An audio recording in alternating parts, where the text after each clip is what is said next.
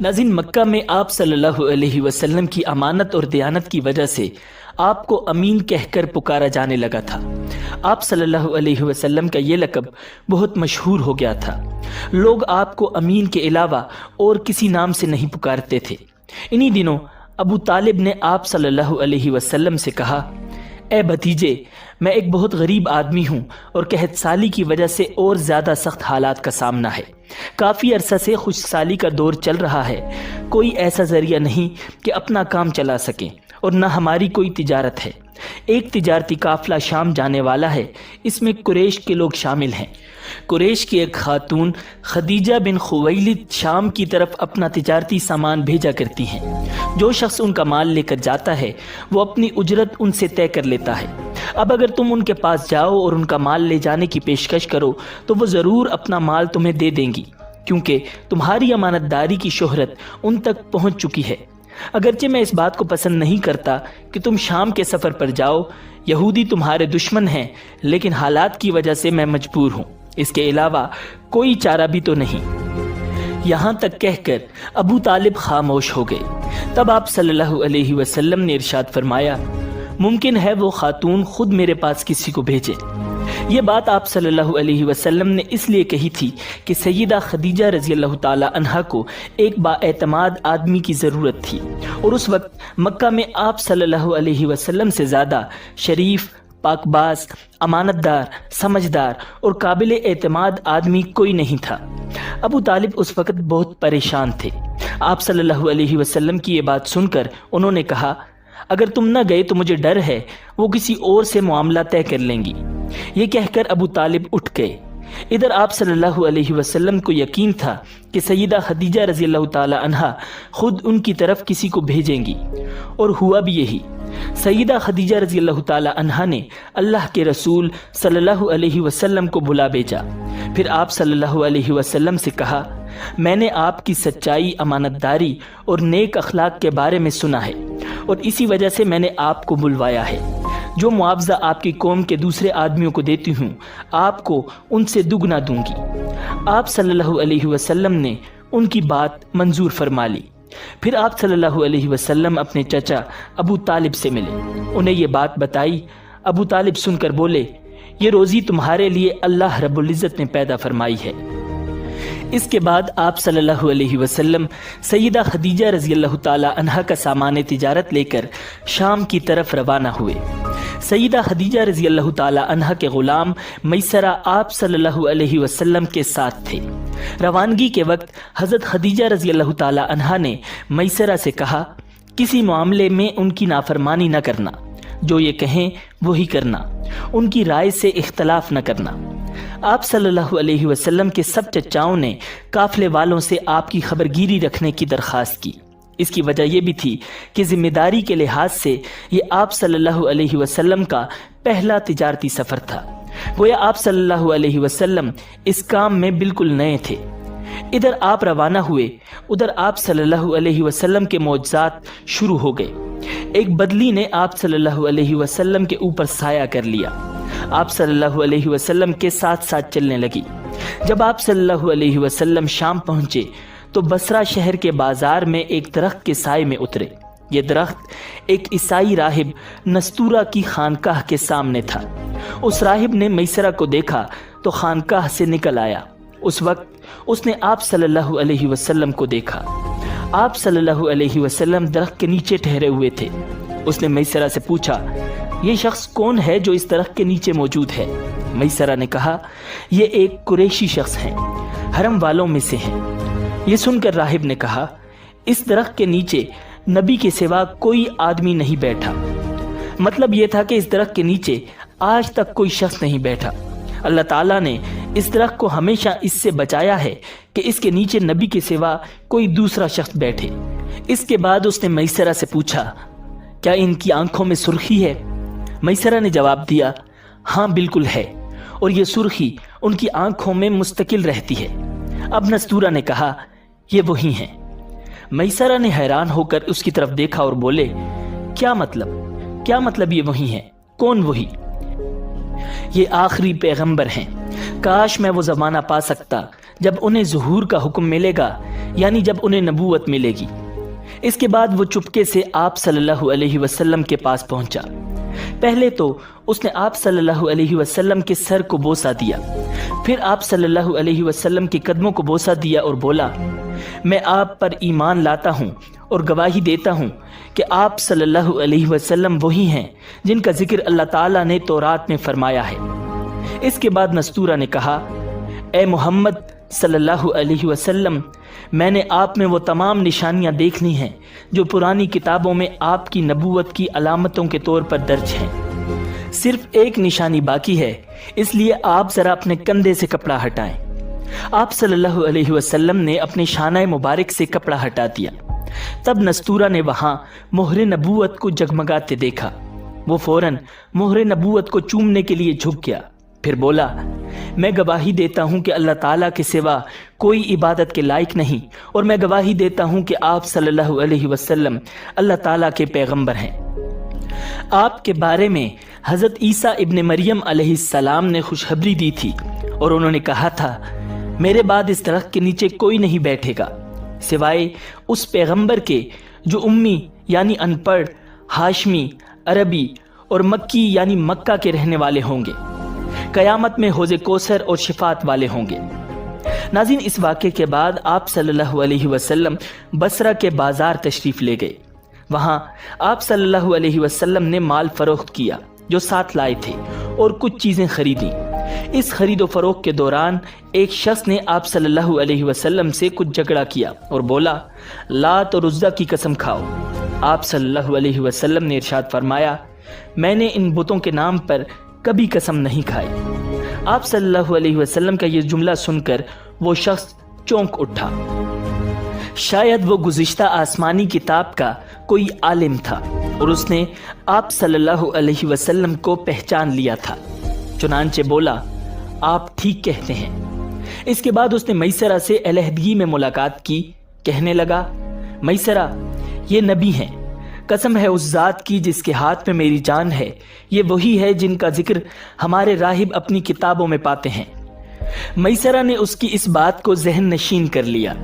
راستے میں ایک اور واقعہ پیش آیا۔ سیدہ خدیجہ رضی اللہ تعالی عنہا کے 2 اونٹ بہت زیادہ تھک گئے تھے اور چلنے کے قابل نہ رہے۔ ان کی وجہ سے میسرہ قافلے کے پیچھے رہ گیا۔ نبی اکرم صلی اللہ علیہ وسلم قافلے کے اگلے حصے میں تھے۔ میسرہ ان اونٹوں کی وجہ سے پریشان ہوا تو دوڑتا ہوا اگلے حصے کی طرف آیا اور اپنی پریشانی کے بارے میں آپ صلی اللہ علیہ وسلم کو بتایا۔ آپ اس کے ساتھ ان دونوں اونٹوں کے پاس تشریف لائے، ان کی کمر اور پچھلے حصے پر ہاتھ پھیرا، کچھ پڑھ کر دم کیا۔ آپ کا ایسا کرنا تھا کہ اونٹ اسی وقت ٹھیک ہو گئے اور اس قدر تیز چلے کہ قافلے کے اگلے حصے میں پہنچ گئے۔ اب وہ منہ سے آوازیں نکال رہے تھے اور چلنے میں جوش و خروش کا اظہار کر رہے تھے۔ پھر قافلے والوں نے اپنا سامان فروخت کیا۔ اس بار انہیں اتنا منافع ہوا کہ پہلے کبھی نہیں ہوا تھا۔ چنانچہ میسرہ نے آپ سے کہا، اے محمد، ہم سالہ سال سے سیدہ خدیجہ کے لیے تجارت کر رہے ہیں، مگر اتنا زبردست نفع ہمیں کبھی نہیں ہوا جتنا اس بار ہوا ہے۔ آخر قافلہ واپس مکہ کی طرف روانہ ہوا۔ میسرہ نے اس دوران صاف طور پر یہ بات دیکھی کہ جب گرمی کا وقت ہوتا تھا اور نبی اکرم صلی اللہ علیہ وسلم اپنے اونٹ پر ہوتے تھے تو 2 فرشتے دھوپ سے بچانے کے لیے آپ پر سایہ کیے رہتے تھے۔ ان تمام باتوں کی وجہ سے میسرہ کے دل میں آپ کی محبت گھر کر گئی اور یوں لگنے لگا جیسے وہ آپ کا غلام ہو۔ آپ صلی اللہ علیہ وسلم دوپہر کے وقت مکہ میں داخل ہوئے۔ آپ باقی قافلے سے پہلے پہنچ گئے تھے۔ آپ سیدھے حضرت خدیجہ رضی اللہ تعالی عنہا کے گھر پہنچے۔ وہ اس وقت چند عورتوں کے ساتھ بیٹھی تھی۔ انہوں نے دور سے آپ کو دیکھ لیا تھا۔ آپ اونٹ پر سوار تھے اور 2 فرشتے آپ پر سایہ کیے ہوئے تھے۔ حضرت خدیجہ رضی اللہ تعالی عنہا نے یہ منظر دوسری عورتوں کو بھی دکھایا۔ وہ سب بہت حیران ہوئی۔ اب آپ صلی اللہ علیہ وسلم نے حضرت خدیجہ رضی اللہ تعالی عنہا کو تجارت کے حالات سنائے، منافع کے بارے میں بتایا۔ اس مرتبہ پہلے کی نسبت دگنا منافع ہوا تھا۔ حضرت خدیجہ رضی اللہ تعالی عنہا بہت خوش ہوئیں۔ انہوں نے پوچھا، میسرہ کہاں ہے؟ آپ صلی اللہ علیہ وسلم نے بتایا، وہ ابھی پیچھے ہے۔ یہ سن کر سیدہ نے کہا، آپ فوراً اس کے پاس جائیے اور اسے جلد از جلد میرے پاس لائیے۔ آپ صلی اللہ علیہ وسلم واپس روانہ ہوئے۔ حضرت خدیجہ رضی اللہ تعالی عنہا نے دراصل آپ کو اس لیے بھیجا تھا کہ وہ پھر سے وہی منظر دیکھنا چاہتی تھیں، جاننا چاہتی تھیں کہ کیا اب بھی فرشتے ان پر سایہ کرتے ہیں یا نہیں۔ جو ہی آپ روانہ ہوئے، یہ اپنے مکان کے اوپر چڑھ گئیں اور وہاں آپ کو دیکھنے لگیں۔ آپ صلی اللہ علیہ وسلم کی شان اب بھی وہی نظر آئی۔ اب انہیں یقین ہو گیا کہ ان کی آنکھوں نے دھوکہ نہیں کھایا۔ کچھ دیر بعد آپ صلی اللہ علیہ وسلم میسرہ کے ساتھ ان کے پاس پہنچ گئے۔ حضرت خدیجہ رضی اللہ تعالی عنہا نے میسرہ سے کہا، میں نے ان پر 2 فرشتوں کو سایہ کرتے ہوئے دیکھا ہے، کیا تم نے بھی کوئی ایسا منظر دیکھا ہے؟ جواب میں میسرہ نے کہا، میں تو یہ منظر اس وقت سے دیکھ رہا ہوں جب قافلہ یہاں سے شام جانے کے لیے روانہ ہوا تھا۔ اس کے بعد میسرہ نے نستورہ سے ملاقات کا حال سنایا۔ دوسرے آدمی نے جو کہا تھا وہ بھی بتایا، جس نے لات اور عزا کی قسم کھانے کے لیے کہا تھا، پھر اونٹوں والا واقعہ بتایا۔ یہ تمام باتیں سننے کے بعد سیدہ خدیجہ رضی اللہ تعالی عنہا نے آپ کو طے شدہ اجرت سے دگنا دی، جبکہ طے شدہ اجرت پہلے ہی دوسرے لوگوں کی نسبت دگنا تھی۔ ان تمام باتوں سے سیدہ خدیجہ رضی اللہ تعالی عنہا بہت حیران ہوئیں۔ اب وہ اپنے چچا زاد بھائی ورقہ بن نوفل سے ملی۔ یہ پچھلی کتابوں کے عالم تھے۔ سیدہ خدیجہ رضی اللہ تعالی عنہا نے انہیں جو کچھ خود دیکھا اور میسرہ کی زبانی سنا تھا وہ سب کہہ سنایا۔ ورقہ بن نوفل اس وقت عیسائی مذہب سے تعلق رکھتے تھے، اس سے پہلے وہ یہودی تھے۔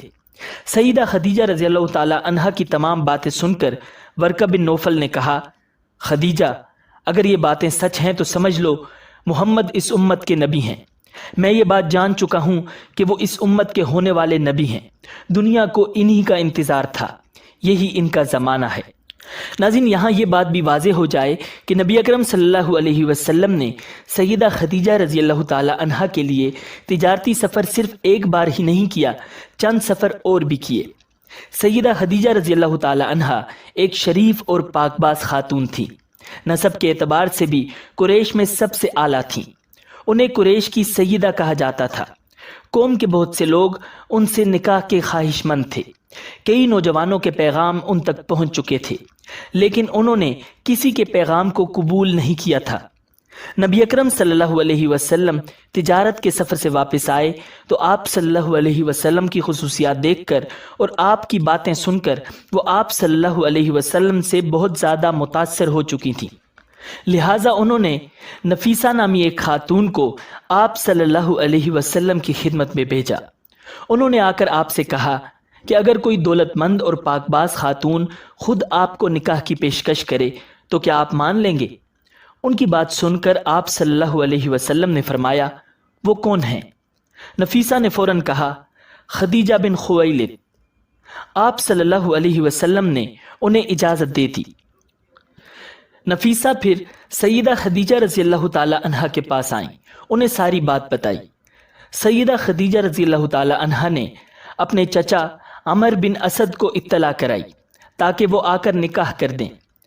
سیدہ خدیجہ رضی اللہ تعالی عنہا کی اس سے پہلے 2 مرتبہ شادی ہو چکی تھی۔ ان کا پہلا نکاح عتیق ابن مائت سے ہوا تھا۔ اس سے بیٹی ہندہ پیدا ہوئی تھی۔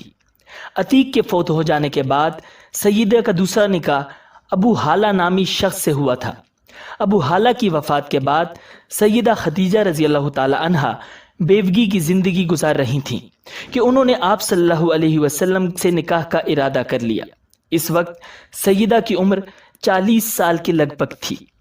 ناظرین، سیدہ خدیجہ رضی اللہ تعالی عنہا کے چچا عمر بن اسد وہاں پہنچ گئے۔ ادھر نبی اکرم صلی اللہ علیہ وسلم بھی اپنے چچاؤں کو لے کر پہنچ گئے۔ نکاح کس نے پڑھایا، اس بارے میں روایات مختلف ہیں۔ ایک روایت یہ ہے کہ یہ نکاح چچا ابو طالب نے پڑھایا تھا۔ مہر کی رقم کے بارے میں بھی روایات میں اختلاف ہے۔ ایک روایت یہ ہے کہ مہر کی رقم 12 اوقیہ کے قریب تھی۔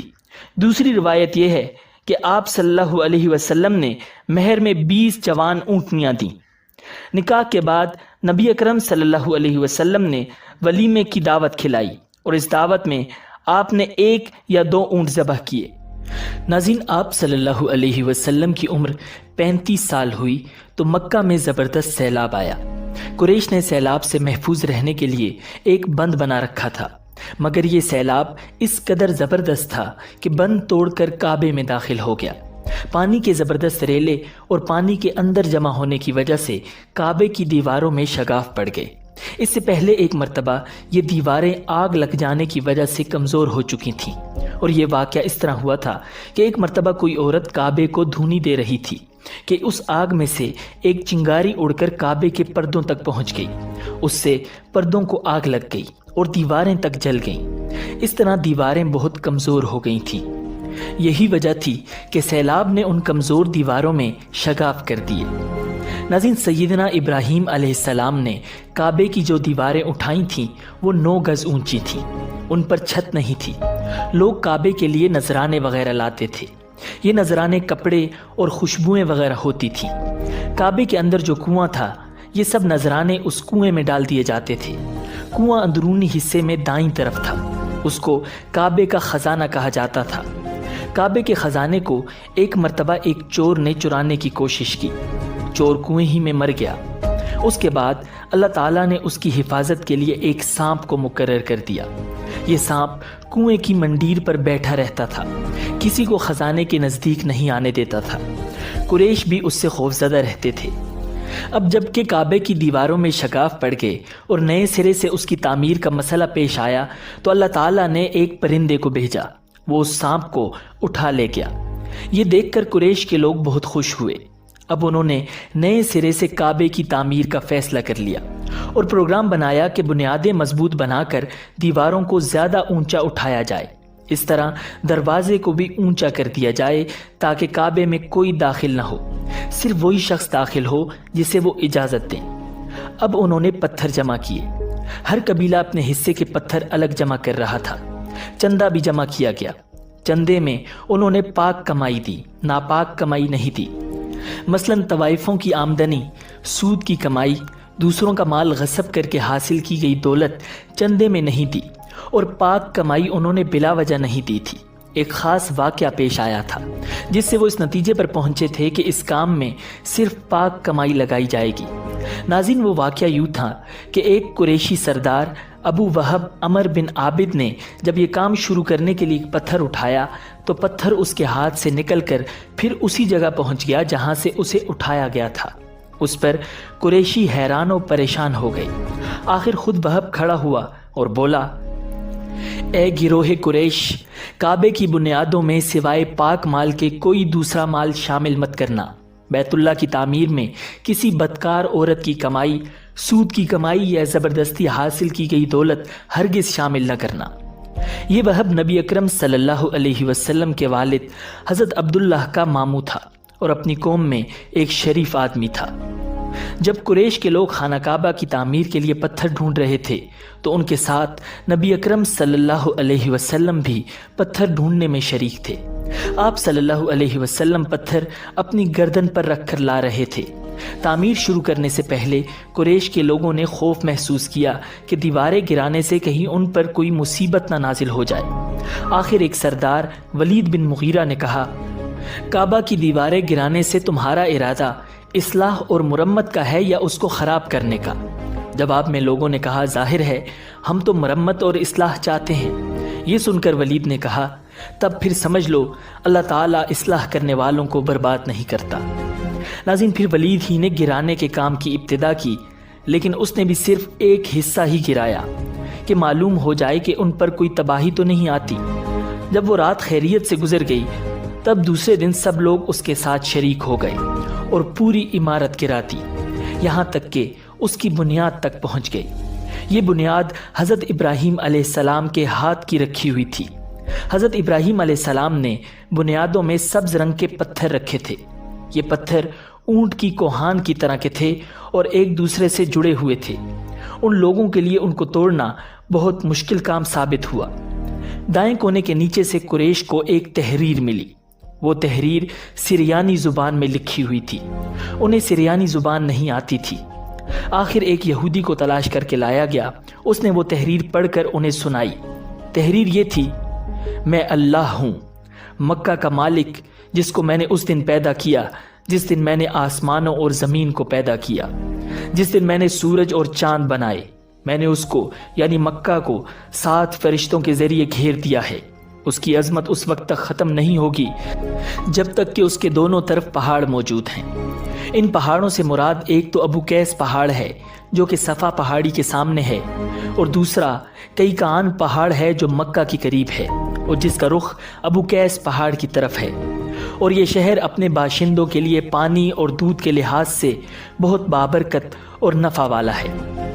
ناظرین، یہ پہلی تحریر تھی۔ دوسری مقام ابراہیم سے ملی۔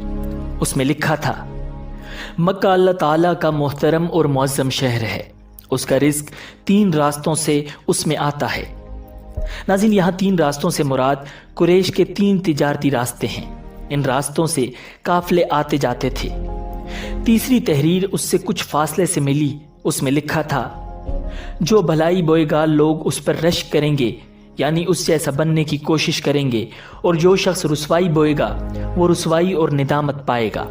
تم برائیاں کر کے بھلائی کی آس لگاتے ہو، ہاں یہ ایسا ہی ہے جیسے کیکر یعنی کانٹے دار درخت میں کوئی انگور تلاش کرے۔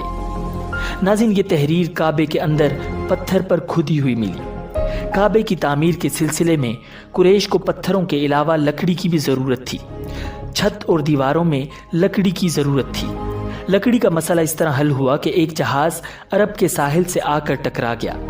آج اس مقام کو جدہ کا ساحل کہا جاتا ہے۔ یہ پہلے یہ مکہ کا ساحل کہلاتا تھا، اس لیے کہ مکہ کا قریب ترین ساحل یہی تھا۔ ساحل سے ٹکرا کر جہاز ٹوٹ گیا۔ وہ جہاز کسی رومی تاجر کا تھا۔ اس جہاز میں شاہ روم کے لیے سنگ مرمر، لکڑی اور لوہے کا سامان لے جایا جا رہا تھا۔ قریش کو اس جہاز کے بارے میں پتہ چلا تو یہ لوگ وہاں پہنچے اور ان لوگوں سے لکڑی خرید لی۔ اس طرح چھت کی تعمیر میں اس لکڑی کو استعمال کیا گیا۔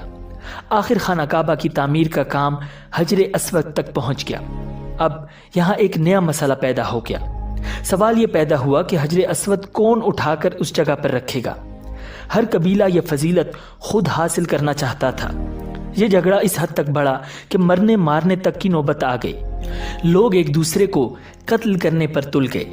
قبیلہ عبدالدار نے تو قبیلہ عدی کے ساتھ مل کر ایک برتن میں خون بھرا اور اس میں اپنے ہاتھ ڈبو کر کہا، حجر اسود ہم رکھیں گے۔ اسی طرح دوسرے قبیلے بھی اڑ گئے۔ تلواریں نیاموں سے نکل آئیں۔ آخر وہ سب بیت اللہ میں جمع ہوئے۔ ان لوگوں میں ابو امیہ بن مغیرہ تھا، اس کا نام حذیفہ تھا۔ قریش کے پورے قبیلے میں یہ سب سے زیادہ عمر والا تھا۔ یہ ام المؤمنین سیدہ ام سلمہ رضی اللہ تعالی عنہا کا باپ تھا۔ قریش کے انتہائی شریف لوگوں میں سے تھا۔ مسافروں کو سفر سامان اور کھانا وغیرہ دینے کے سلسلے میں بہت مشہور تھا۔ جب کبھی سفر کرتا تو اپنے ساتھیوں کے کھانے پینے کا سامان خود کرتا تھا۔ اس وقت اس شدید جھگڑے کو ختم کرنے کے لیے اس نے ایک حل پیش کیا۔ اس نے سب سے کہا، اے قریش کے لوگوں، اپنا جھگڑا ختم کرنے کے لیے تم یوں کرو کہ حرم کے صفا نامی دروازے سے جو شخص سب سے پہلے داخل ہو اس سے فیصلہ کروا لو۔ وہ تمہارے درمیان جو فیصلہ کرے وہ سب اس کو مان لیں۔ یہ تجویز سب نے مان لی۔ آج اس دروازے کو باب السلام کہا جاتا ہے۔ یہ دروازہ رکن یمانی اور رکن اسود کے درمیانی حصے کے سامنے ہے۔ ناظرین، اللہ کی قدرت کے اس دروازے سے سب سے پہلے حضور نبی اکرم صلی اللہ علیہ وسلم تشریف لائے۔ قریش نے جیسے ہی آپ کو دیکھا تو پکار اٹھے، یہ تو امین ہیں، یہ تو محمد ہیں، ہم ان پر راضی ہیں۔ اور ان کے ایسا کہنے کی وجہ یہ تھی کہ قریش اپنے آپس کے جھگڑوں کے فیصلے آپ صلی اللہ علیہ وسلم ہی سے کرایا کرتے تھے۔ آپ صلی اللہ علیہ وسلم کسی کی بے جا حمایت نہیں کرتے تھے، نہ بلا وجہ کسی کی مخالفت کرتے تھے۔ پھر ان لوگوں نے اپنے جھگڑے کی تفصیل آپ صلی اللہ علیہ وسلم کو سنائی۔ ساری تفصیل سن کر آپ نے فرمایا، ایک چادر لے آؤ۔ وہ لوگ چادر لے آئے۔ آپ صلی اللہ علیہ وسلم نے اس چادر کو بچھایا اور اپنے دست مبارک سے حجر اسود کو اٹھا کر اس چادر پر رکھ دیا۔ اس کے بعد آپ نے ارشاد فرمایا، ہر قبیلے کے لوگ اس چادر کا ایک ایک کنارہ پکڑ لیں، پھر سب مل کر اس کو اٹھائیں۔ انہوں نے ایسا ہی کیا۔ چادر کو اٹھائے ہوئے وہ اس مقام تک آ گئے جہاں حجر اسود کو رکھنا تھا۔ اس کے بعد نبی اکرم صلی اللہ علیہ وسلم نے حجر اسود کو اٹھا کر اس کی جگہ رکھنا چاہا، لیکن عین اسی وقت ایک نجدی شخص آگے بڑھا اور تیز آواز میں بولا، بڑے تعجب کی بات ہے کہ آپ لوگوں نے ایک کم عمر نوجوان کو اپنا رہنما بنا لیا ہے، اس کی عزت افزائی میں لگ گئے ہو۔ یاد رکھو، یہ شخص سب کو گروہوں میں تقسیم کر دے گا، تم لوگوں کو پارا پارا کر دے گا۔ ناظرین، قریب تھا کہ لوگوں میں اس کی باتوں سے ایک بار پھر جھگڑا ہو جائے، لیکن پھر خود ہی انہوں نے محسوس کر لیا کہ حضور صلی اللہ علیہ وسلم نے جو فیصلہ کیا ہے وہ لڑانے والا نہیں، لڑائی ختم کرنے والا ہے۔ چنانچہ حجر اسود کو نبی اکرم صلی اللہ علیہ وسلم نے اپنے مبارک ہاتھوں سے اس کی جگہ پر رکھ دیا۔ مورخین نے لکھا ہے یہ نجدی شخص دراصل ابلیس تھا جو اس موقع پر انسانی شکل میں آیا تھا۔ جب کعبے کی تعمیر مکمل ہو گئی تو قریش نے اپنے بتوں کو پھر سے اس میں سجا دیا۔ کعبے کی یہ تعمیر جو قریش نے کی چوتھی تعمیر تھی۔ ناظرین، سب سے پہلے کعبے کو فرشتوں نے بنایا تھا۔ بعض صحابہ کرام نے فرمایا ہے کہ زمین و آسمان کو پیدا کرنے سے پہلے اللہ رب العزت کا عرش پانی کے اوپر تھا۔ جب عرش کو پانی پر ہونے کی وجہ سے حرکت ہوئی تو اس پر یہ کلمہ لکھا گیا، لا الہ الا اللہ محمد رسول اللہ، اللہ تعالیٰ کے سوا کوئی معبود نہیں، محمد صلی اللہ علیہ وسلم اللہ تعالیٰ کے رسول ہیں۔ اس کلمے کے لکھے جانے کے بعد عرش ساکن ہو گیا۔ پھر جب اللہ تعالیٰ نے آسمانوں اور زمین کو پیدا کرنے کا ارادہ فرمایا تو اس نے پانی پر ہوا کو بھیجا، اس سے پانی میں موجیں اٹھنے لگیں اور بخارات اٹھنے لگے۔ اللہ تعالیٰ نے ان بخارات یعنی بھاپ سے آسمان کو پیدا فرمایا۔ پھر اللہ تعالیٰ نے کعبے کی جگہ سے پانی کو ہٹا دیا، جگہ خشک ہو گئی۔ چنانچہ یہی بیت اللہ کی جگہ ساری زمین کی اصل ہے اور اس کا مرکز ہے۔ یہی خشکی بڑھتے بڑھتے 7 بر اعظم بن گئی۔ جب زمین ظاہر ہو گئی تو اس پر پہاڑ قائم کیے گئے۔ زمین پر سب سے پہلا پہاڑ ابو قیس ہے۔ پھر اللہ تعالیٰ نے فرشتوں کو حکم فرمایا، زمین پر میرے نام کا ایک گھر بناؤ تاکہ آدم کی اولاد اس گھر کے ذریعے میری پناہ مانگے۔ انسان اس گھر کا طواف کریں جس طرح تم نے میرے عرش کے گرد طواف کیا ہے تاکہ میں ان سے راضی ہو جاؤں۔ ناظرین، فرشتوں نے حکم کی تعمیل کی۔ پھر حضرت آدم علیہ السلام نے خانہ کعبہ کی تعمیر شروع کی۔ اس کے بعد حضرت ابراہیم علیہ السلام نے خانہ کعبہ کی تعمیر کی۔ اس طرح قریش کے ہاتھوں یہ تعمیر چوتھی بار ہوئی۔ ناظرین، حضور اکرم صلی اللہ علیہ وسلم کی عمر مبارک 40 سال کے قریب ہوئی تو وحی کے آثار شروع ہو گئے۔ اس سلسلے میں سب سے پہلے آپ صلی اللہ علیہ وسلم کو سچے خواب دکھائی دینے لگے۔ آپ جو خواب دیکھتے وہ حقیقت بن کر سامنے آ جاتا۔ اللہ تعالیٰ نے سچے خوابوں کا سلسلہ اس لیے شروع کیا کہ اچانک فرشتے کی آمد سے کہیں آپ خوفزدہ نہ ہو جائیں۔ ان دنوں ایک بار آپ صلی اللہ علیہ وسلم نے سیدہ خدیجہ رضی اللہ تعالی عنہا سے فرمایا، جب میں تنہائی میں جا کر بیٹھتا ہوں تو مجھے آواز سنائی دیتی ہے، کوئی کہتا ہے اے محمد، اے محمد۔ ایک بار آپ صلی اللہ علیہ وسلم نے ارشاد فرمایا، مجھے ایک نور نظر آتا ہے، یہ نور جاگنے کی حالت میں نظر آتا ہے، مجھے ڈر ہے اس کے نتیجے میں کوئی بات نہ پیش آ جائے۔ ناظرین، ایک بار آپ صلی اللہ علیہ وسلم نے یہ بھی ارشاد فرمایا، اللہ کی قسم، مجھے جتنی نفرت ان بتوں سے ہے اتنی کسی اور چیز سے نہیں ہے۔ وہی کے لیے آپ صلی اللہ علیہ وسلم کو ذہنی طور پر تیار کرنے کے لیے اللہ رب العزت نے فرشتے اسرافیل کو آپ کا ہمدم بنا دیا تھا۔ آپ صلی اللہ علیہ وسلم ان کی موجودگی کو محسوس تو کرتے تھے مگر انہیں دیکھ نہیں سکتے تھے۔ اس طرح آپ صلی اللہ علیہ وسلم کو نبوت کی خوشخبریاں دی جاتی رہیں، آپ کو وحی کے لیے تیار کیا جاتا رہا۔ اللہ تعالیٰ نے آپ کے دل میں تنہائی کا شوق پیدا فرما دیا تھا، چنانچہ آپ صلی اللہ علیہ وسلم کو تنہائی عزیز ہو گئی تھی۔ آپ غار حرا میں چلے جاتے اور وہاں وقت گزارتے۔ اس پہاڑ سے آپ کو ایک بار یہ آواز بھی سنائی دی تھی، میری طرف تشریف لائیے اے اللہ کے رسول۔ اس غار میں آپ مسلسل کئی راتیں گزارتے، اللہ کی عبادت کرتے۔ کبھی آپ 3 راتوں تک وہاں ٹھہرے رہتے، کبھی 7 راتوں تک، کبھی پورا مہینہ وہاں گزارتے۔ آپ صلی اللہ علیہ وسلم جو کھانا ساتھ لے جاتے تھے جب ختم ہو جاتا تو گھر تشریف لے جاتے۔ یہ کھانا عام طور پر زیتون کا تیل اور خشک روٹی ہوتا تھا، کبھی کھانے میں گوشت بھی ہوتا تھا۔ ناظرین، غار حرا میں قیام کے دوران کچھ لوگ وہاں سے گزرتے اور ان میں کچھ مسکین لوگ ہوتے تو آپ صلی اللہ علیہ وسلم انہیں بھی کھانا کھلاتے۔ غار حرا میں آپ عبادت کس طرح کرتے تھے، روایات میں اس کی وضاحت نہیں ملتی۔ علماء کرام نے اپنا خیال ضرور ظاہر کیا ہے ان میں سے ایک خیال یہ ہے کہ آپ کائنات کی حقیقت پر غور و فکر کرتے تھے، اور یہ غور و فکر لوگوں سے الگ رہ کر ہی ہو سکتا ہے۔ پھر آخر کار وہ رات آ گئی جب اللہ تعالیٰ نے آپ صلی اللہ علیہ وسلم کو نبوت اور رسالت عطا فرما دی۔ آپ صلی اللہ علیہ وسلم کی نبوت کے ذریعے اپنے بندوں پر عظیم احسان فرمایا۔ ناظرین، وہ ربیع الاول کا مہینہ تھا اور تاریخ 17 تھی۔ بعض علماء نے یہ لکھا ہے کہ وہ رمضان کا مہینہ تھا، کیونکہ قرآن رمضان میں نازل ہونا شروع ہوا تھا۔ 8ویں اور 30ویں تاریخ بھی روایات میں آئی ہیں، اور یہ پہلا موقع تھا جب جبرائیل علیہ السلام وحی لے کر آپ صلی اللہ علیہ وسلم کی خدمت میں حاضر ہوئے۔ اس سے پہلے وہ آپ کے پاس نہیں آئے تھے۔ جس صبح جبرائیل علیہ السلام وحی لے کر آئے وہ پیر کی صبح تھی، اور پیر کی صبح ہی آپ صلی اللہ علیہ وسلم اس دنیا میں تشریف لائے تھے۔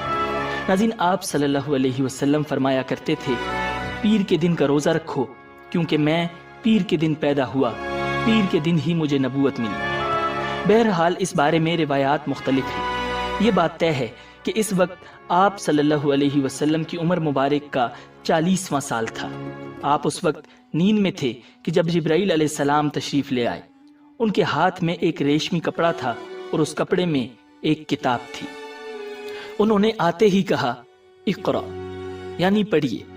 آپ صلی اللہ علیہ وسلم نے ارشاد فرمایا، میں نہیں پڑھ سکتا، یعنی میں پڑھا لکھا نہیں۔ اس پر جبرائیل علیہ السلام نے آپ صلی اللہ علیہ وسلم کو سینے سے لگا کر بھینچا۔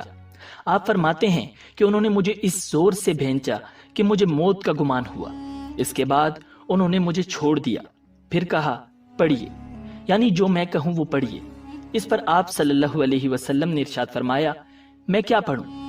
تب جبرائیل علیہ السلام نے سورہ علق کی یہ آیات پڑھی، اقرأ بسم ربک الذی خلق، خلق الانسان من علق، اقرأ وربک الاکرم الذی علم بالقلم، علم الانسان ما لم یعلم۔ پڑھو اپنے پروردگار کا نام لے کر جس نے سب کچھ پیدا کیا، اس نے انسان کو جمے ہوئے خون سے پیدا کیا ہے۔ پڑھو، اور تمہارا پروردگار سب سے زیادہ کرم والا ہے، جس نے قلم سے تعلیم دی، انسان کو اس بات کی تعلیم دی جو وہ نہیں جانتا تھا۔ آپ صلی اللہ علیہ وسلم ارشاد فرماتے ہیں، میں نے ان آیتوں کو اسی طرح پڑھ دیا، جس کے بعد وہ فرشتہ میرے پاس سے چلا گیا۔ ایسا لگتا تھا گویا میرے دل میں ایک تحریر لکھتی گئی ہو، یعنی یہ کلمات مجھے زبانی یاد ہو گئے۔ اس کے بعد آپ صلی اللہ علیہ وسلم گھر تشریف لے آئے۔ بعض روایات میں آتا ہے کہ جبرائیل علیہ السلام جب غار میں آئے تو پہلے انہوں نے یہ الفاظ کہے تھے، اے محمد، آپ اللہ کے رسول ہیں اور میں جبرائیل ہوں۔ آپ صلی اللہ علیہ وسلم کی گھر تشریف آوری سے پہلے سیدہ خدیجہ رضی اللہ تعالی عنہا نے حسب معمول آپ کے لیے کھانا تیار کر کے ایک شخص کے ہاتھ آپ کے پاس بھجوا دیا تھا، مگر اس شخص کو آپ صلی اللہ علیہ وسلم غار میں نظر نہ آئے۔ اس شخص نے واپس آ کر یہ بات سیدہ خدیجہ رضی اللہ تعالی عنہا کو بتائی۔ انہوں نے آپ صلی اللہ علیہ وسلم کی تلاش میں آپ کے عزیز و اقارب کے گھر آدمی بھیجے، مگر آپ وہاں بھی نہ ملے۔ اس لیے سیدہ خدیجہ رضی اللہ تعالی عنہا پریشان ہو گئیں۔ وہ ابھی اسی پریشانی میں تھیں کہ آپ صلی اللہ علیہ وسلم تشریف لے آئے۔ آپ نے جو کچھ دیکھا اور سنا تھا اس کی تفصیل سیدہ خدیجہ رضی اللہ تعالی عنہا سے بیان فرما دی۔ حضرت جبرائیل علیہ السلام کا یہ جملہ بھی بتایا کہ اے محمد، آپ اللہ کے رسول ہیں۔ یہ سن کر سیدہ خدیجہ رضی اللہ تعالی عنہا نے ارشاد فرمایا، آپ کو خوشخبری ہو، آپ یقین کیجئے، قسم ہے اس ذات کی جس کے قبضے میں میری جان ہے، آپ اس امت کے نبی ہوں گے۔ پھر سیدہ خدیجہ رضی اللہ تعالی عنہا آپ کو اپنے چچا زاد بھائی ورقہ بن نوفل کے پاس لے گئیں۔ غار والا سارا واقعہ انہیں سنایا۔ ورقہ بن نوفل پرانی کتابوں کے عالم تھے۔ ساری بات سن کر وہ پکار اٹھے، قدوس قدوس، قسم ہے اس ذات کی جس کے قبضے میں میری جان ہے۔ خدیجہ، اگر تم سچ کہہ رہی ہو تو اس میں شک نہیں، ان کے پاس وہی ناموس اکبر یعنی جبرائیل آئے تھے جو موسیٰ علیہ السلام کے پاس آیا کرتے تھے۔ محمد اس امت کے نبی ہیں، یہ اس بات پر یقین کر لیں۔ ناظرین، قدوس کا مطلب ہے وہ ذات جو ہر عیب سے پاک ہو۔ یہ لفظ تعجب کے وقت بولا جاتا ہے۔ ورقہ بن نوفل کو جبرائیل علیہ السلام کا نام سن کر حیرت اس لیے ہوئی تھی کہ عرب کے دوسرے شہروں میں لوگوں نے یہ نام سنا بھی نہیں تھا۔ یہ بھی کہا جاتا ہے کہ ورقہ بن نوفل نے آپ صلی اللہ علیہ وسلم کے سر کو بوسہ دیا تھا اور پھر کہا تھا، کاش میں اس وقت تک زندہ رہتا جب آپ لوگوں کو اللہ تعالیٰ کی طرف دعوت دیں گے، میں آپ کی مدد کرتا، اس عظیم کام میں بڑھ چڑھ کر حصہ لیتا۔ کاش میں اس وقت تک زندہ رہوں جب آپ کی قوم آپ کو جھٹلائے گی، آپ کو تکالیف پہنچائے گی، آپ کے ساتھ جنگیں لڑی جائیں گی اور آپ کو یہاں سے نکال دیا جائے گا۔ اگر میں اس وقت تک زندہ رہا تو آپ کا ساتھ دوں گا، اللہ کے دین کی حمایت کروں گا۔ آپ صلی اللہ علیہ وسلم یہ سن کر حیران ہوئے اور فرمایا، میری قوم مجھے وطن سے نکال دے گی؟ جواب میں ورقہ نے کہا، ہاں، اس لیے کہ جو چیز آپ لے کر آئے ہیں اسے لے کر جو بھی آیا اس پر ظلم ڈھائے گئے۔ اگر میں نے وہ زمانہ پایا تو میں ضرور آپ کی مدد کروں گا۔ ناظرین، ورقہ بن نوفل نے حضرت خدیجہ رضی اللہ تعالی عنہا سے یہ بھی کہا، تمہارے خامند بے شک سچے ہیں، در حقیقت یہ باتیں نبوت کی ابتدا ہیں، یہ اس امت کے نبی ہیں۔ لیکن اس کے کچھ ہی مدت بعد ورقہ بن نوفل کا انتقال ہو گیا۔ انہیں حجون کے مقام پر دفن کیا گیا۔ چونکہ انہوں نے آپ صلی اللہ علیہ وسلم کی تصدیق کی تھی، اس لیے نبی اکرم صلی اللہ علیہ وسلم نے ان کے بارے میں ارشاد فرمایا ہے، میں نے ورقہ کو جنت میں دیکھا ہے، ان کے جسم پر سرخ لباس تھا۔ ورقہ سے ملاقات کے بعد آپ صلی اللہ علیہ وسلم گھر تشریف لے آئے۔ اس کے بعد ایک مدت تک جبرائیل علیہ السلام آپ کے سامنے نہیں آئے۔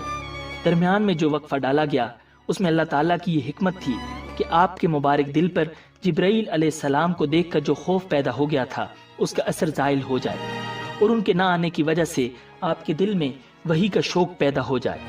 چنانچہ ایسا ہی ہوا۔ ناظرین، پھر کتنے عرصے بعد وحی کا سلسلہ دوبارہ شروع ہوا اور کس طرح نبی اکرم صلی اللہ علیہ وسلم نے دعوت کا آغاز کیا اور لوگوں کا اس پر کیا رد عمل آیا، تمام واقعات مستند تاریخی حوالوں کی روشنی میں جاننے کے لیے سبسکرائب کیجیے ہمارا چینل اسلامک ورلڈ ویو۔ ملتے ہیں بہت جلد ایک نئی ویڈیو کے ساتھ۔ اللہ نگہبان۔